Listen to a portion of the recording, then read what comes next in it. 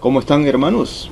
Seguimos estudiando el libro de Santiago de una manera expositiva, con la esperanza de que el creyente crezca y alcance la madurez espiritual en su vida.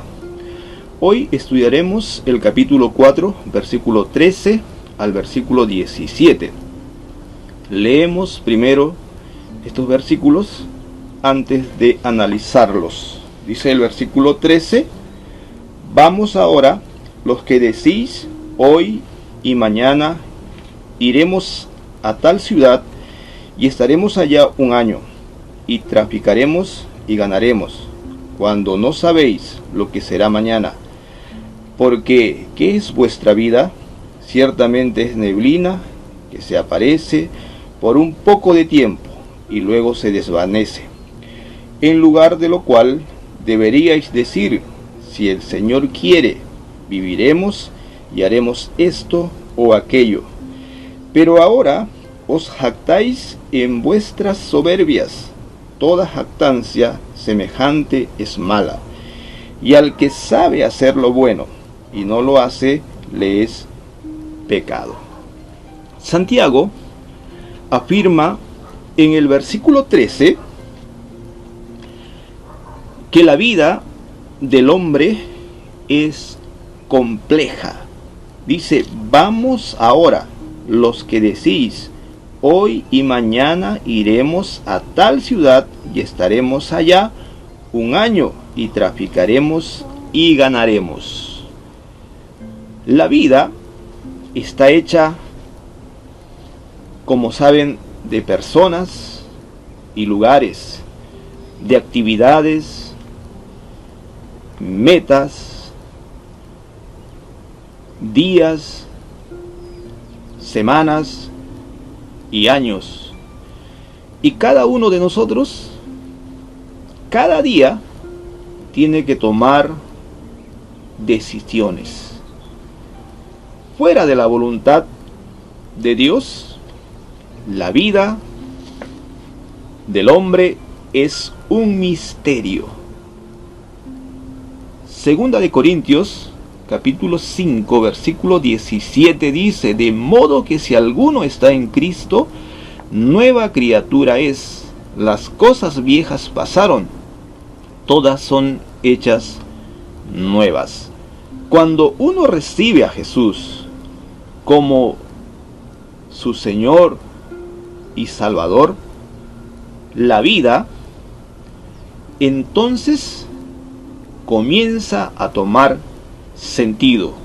Es decir, el creyente se convierte en lo que ahora es. Por eso decimos nosotros, los creyentes, que nos hemos convertido en lo que somos. ¿Qué es lo que somos? Hijos de Dios. Cuando el apóstol Pablo tuvo ese encuentro personal con Cristo,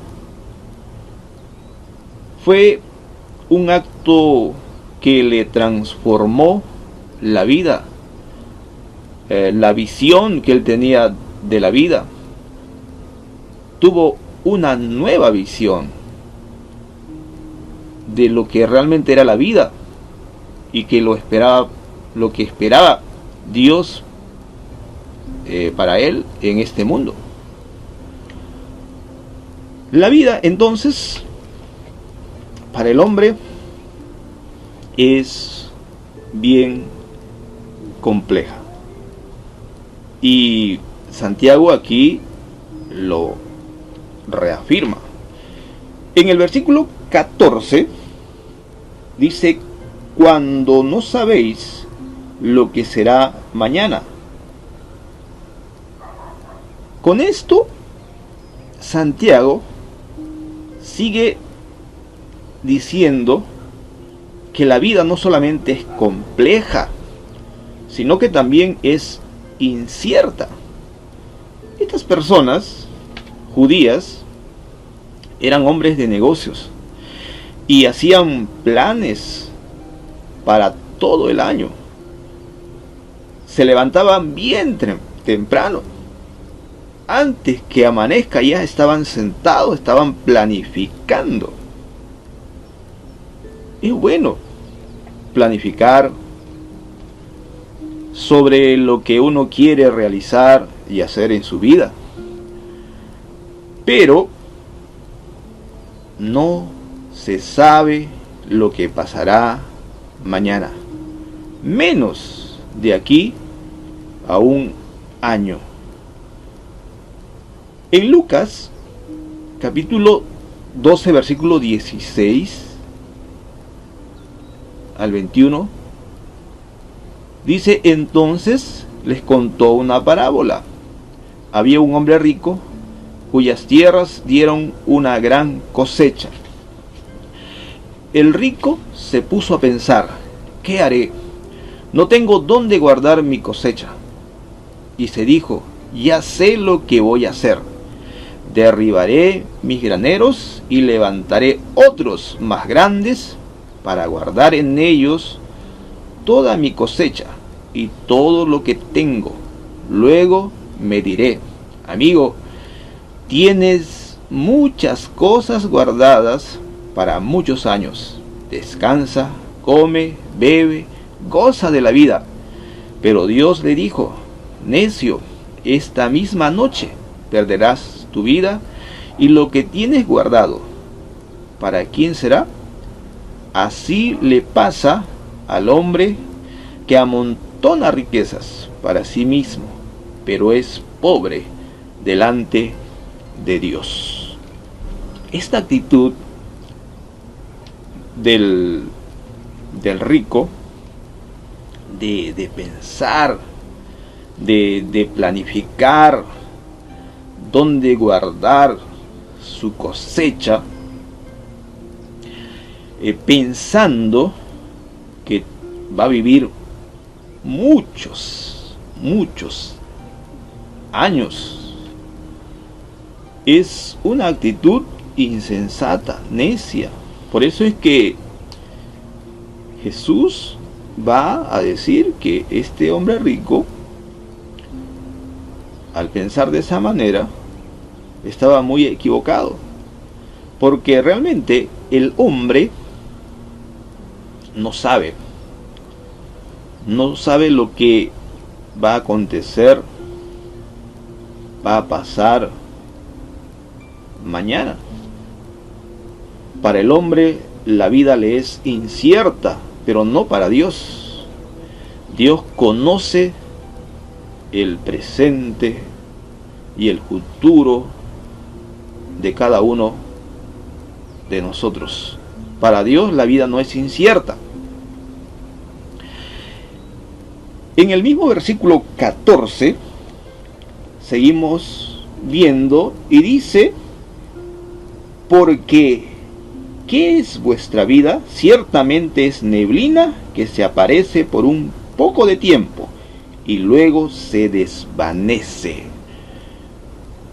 Santiago dice: la vida también es breve. Salmo 39, versículo 6 dice: todo hombre pasa como una sombra, de nada le sirve amontonar riquezas, pues no sabe quién se quedará con ella. La vida del hombre es corta. Por eso no podemos darnos el lujo de simplemente dejar que la vida pase.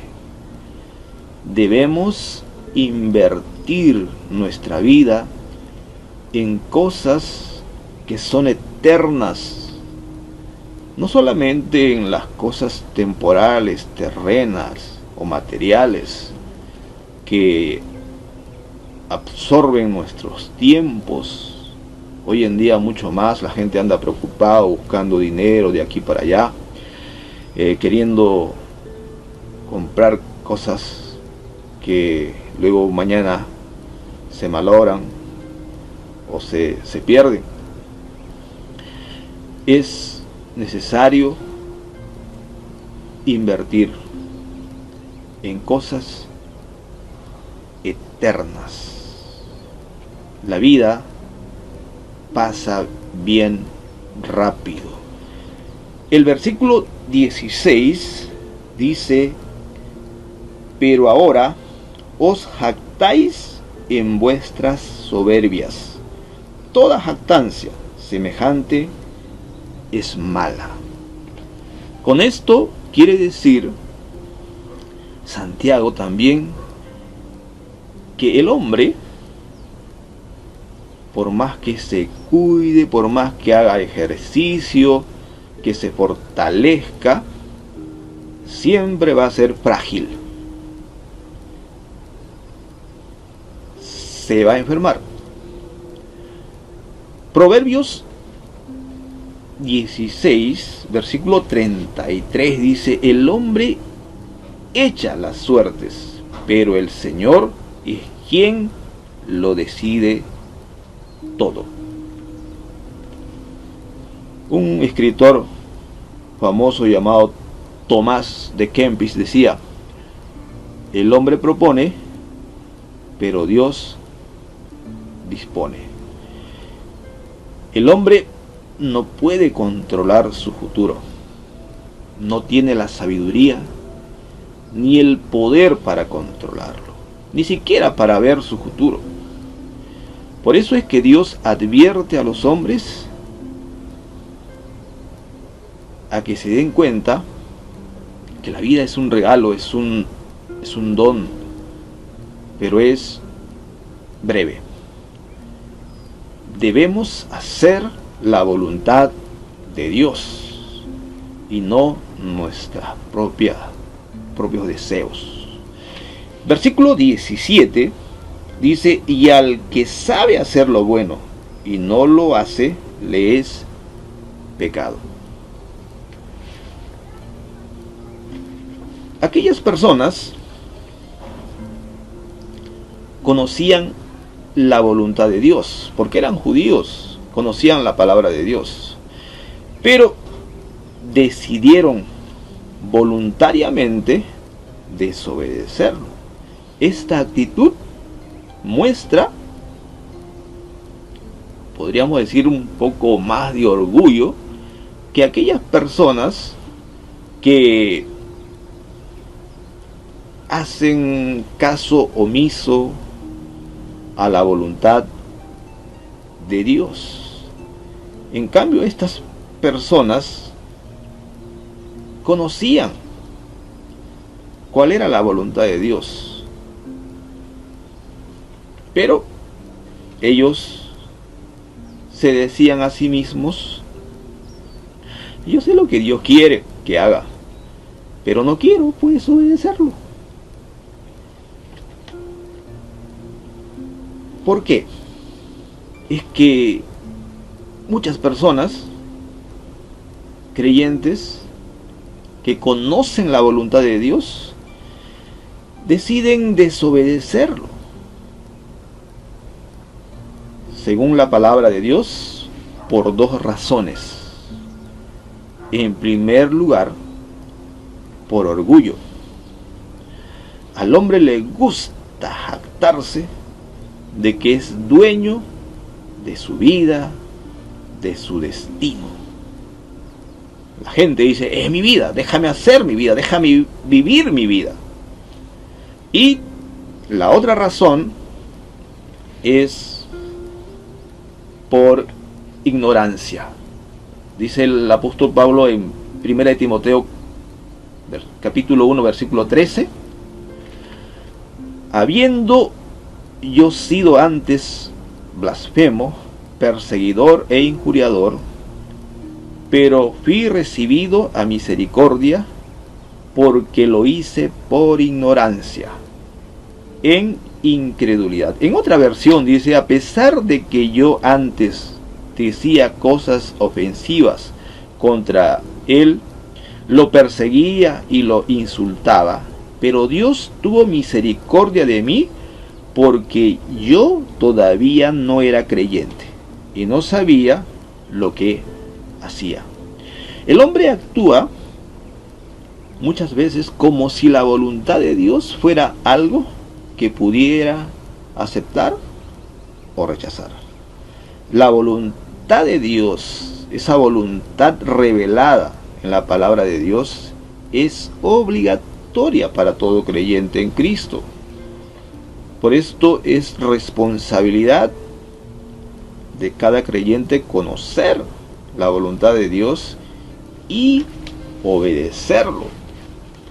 Dice el versículo 15: en lugar de lo cual deberíais decir, si el Señor quiere, viviremos y haremos esto o aquello. Si el Señor quiere, no es solo una frase, es la actitud constante que muestra el verdadero Hijo de Dios. Juan 4:34 dice: pero Jesús les dijo, mi comida es hacer la voluntad del que me envió y terminar su trabajo. Jesús hacía la voluntad del que le envió, de su Padre. Todo creyente también tiene que obedecer la voluntad de Dios. La relación del creyente con la voluntad de Dios es una experiencia creciente. En primer lugar, el creyente debe conocer la voluntad de Dios. Dice Hechos 22:14. Luego añadió: el Dios de nuestros padres te ha escogido para que conozcas su voluntad y para que veas al que es justo y oigas su voz de sus propios labios. Dios había escogido al apóstol Pablo para que en primer lugar lo conozca. No debemos escudriñar nosotros en las Escrituras para saber cuál es la voluntad secreta de Dios que Él planea hacer, sino discernir cuál es la voluntad revelada de Dios en las Escrituras que nosotros debemos cumplir. Para poder discernir esto, es necesario tener una mente transformada, una mente renovada. Efesios 5:17 dice: no actúen tontamente, procuren entender cuál es la voluntad del Señor.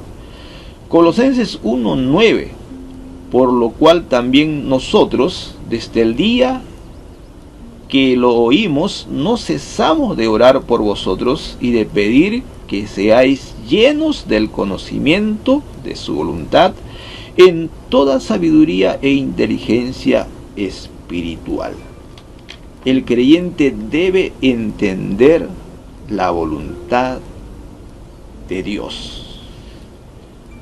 Pablo pide en oración a Dios que los creyentes sean llenos de su voluntad.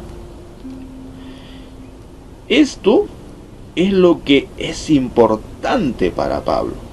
Pablo sabe por experiencia propia que si un creyente comienza a entender la voluntad de Dios, todo lo que Él desea para ellos les será dado.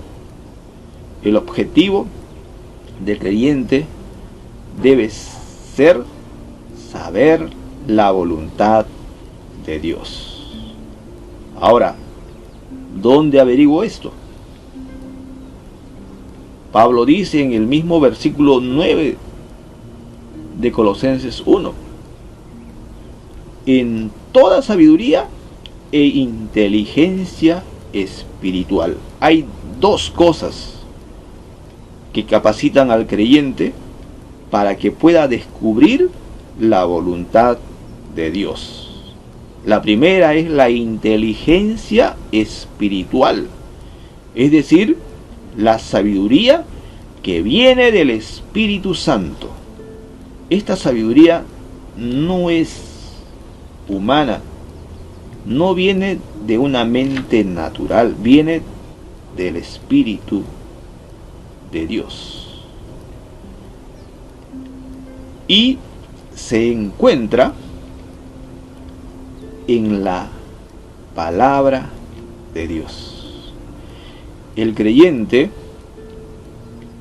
gracias al Espíritu Santo, puede descubrir lo que Dios piensa sobre el hombre, sobre la vida, en las Escrituras. Y también Pablo dice que la otra cosa que lo va a capacitar para descubrir la voluntad de Dios es la sabiduría. ¿Qué es la sabiduría? La sabiduría aquí es la aplicación de la inteligencia espiritual que está aprendiendo a las circunstancias específicas de su vida. El creyente necesita, en primer lugar, inteligencia espiritual y, en segundo lugar, sabiduría de lo alto. ¿Para qué? Para que pueda entender la voluntad de Dios.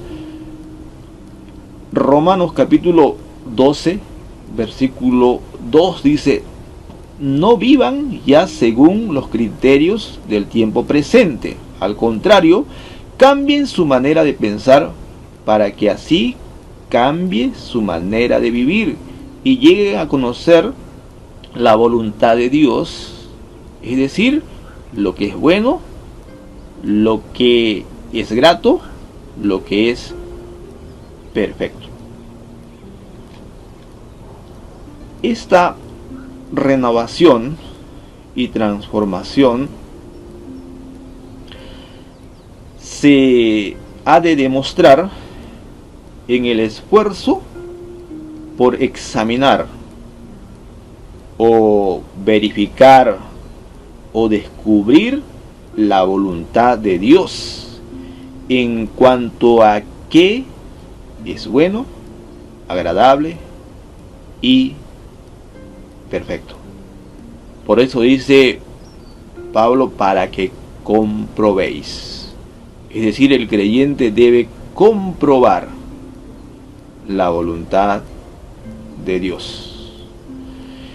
En cuarto lugar, Efesios 6:6 dice: sírvanles no solamente cuando ellos los están mirando para quedar bien con ellos, sino como siervos de Cristo, haciendo sinceramente la voluntad de Dios. El creyente debe hacer la voluntad de Dios. Para hacer la voluntad de Dios necesitamos nuevos corazones, nuevas mentes. Necesitamos a Cristo, quien murió por nuestros pecados, y necesitamos al Espíritu Santo para que nos guíe a la verdad, que exalta a Cristo, y para que obre en nosotros la humildad. Por eso, hermano, hermana, sumérgete en la palabra escrita de Dios, en la palabra revelada, y ora a Dios para que el Espíritu de Cristo te haga nuevo, para que tu crecimiento espiritual sea bueno, agradable y perfecto, conforme a la voluntad de Dios. El Señor los bendiga.